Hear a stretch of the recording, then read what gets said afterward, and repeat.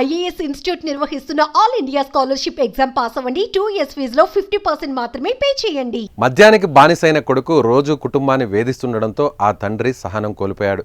అల్లారు ముద్దుగా పెంచుకున్న కన్న కొడుకును సొంత తండ్రే హతమార్చాడు. నిద్రపోతున్న కొడుకును రోకలి బండతో కొట్టి చంపాడు. ఈ ఘటన కడప జిల్లా దువ్వూరు మండల కేంద్రంలో చోటు చేసుకుంది.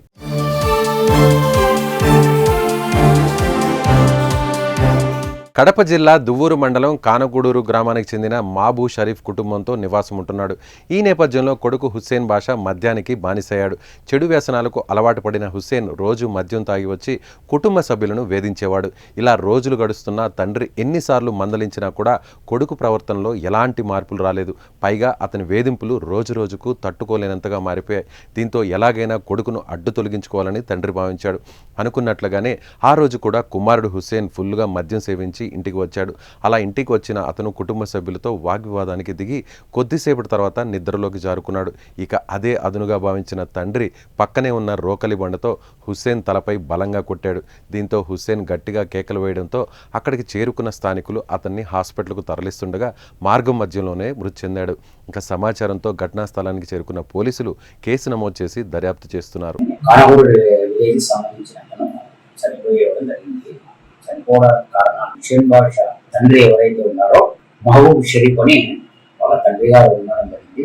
హుస్సేన్ బాషా తాగుడు బానేసే గత 3 సంవత్సరాల నుంచి కూడా తల్లిదండ్రులను వేధించడం ప్లస్ భార్యను కూడా వేధించేవాడు. ఇతను ప్రేమించి పెళ్లి చేసుకోవడం జరిగింది.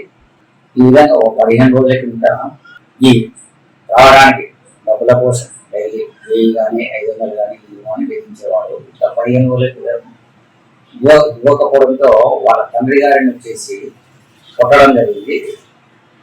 ఆ క్రమంలో వచ్చేసి వాళ్ళ తండ్రి దీనిపైన కక్ష పెట్టుకొని ఈరోజు పెన్షన్ డబ్బులు కూడా తండ్రి గారు ఇవ్వమని అడగగా ఈరోజు 10:30 గంటల సమయంలో తాగి వచ్చి అడగడం జరిగింది.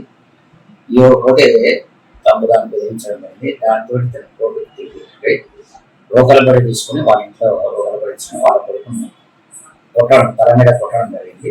తల మీద కొట్టగా వాళ్ళ భార్య రావడం జరిగింది. సివియర్ ఇంజరీస్ తోటి హాస్పిటల్ తరలించడం జరిగింది. అక్కడ హాస్పిటల్లో డాక్టర్లు పరిశీలించి చనిపోయినాడని తెలిపారు.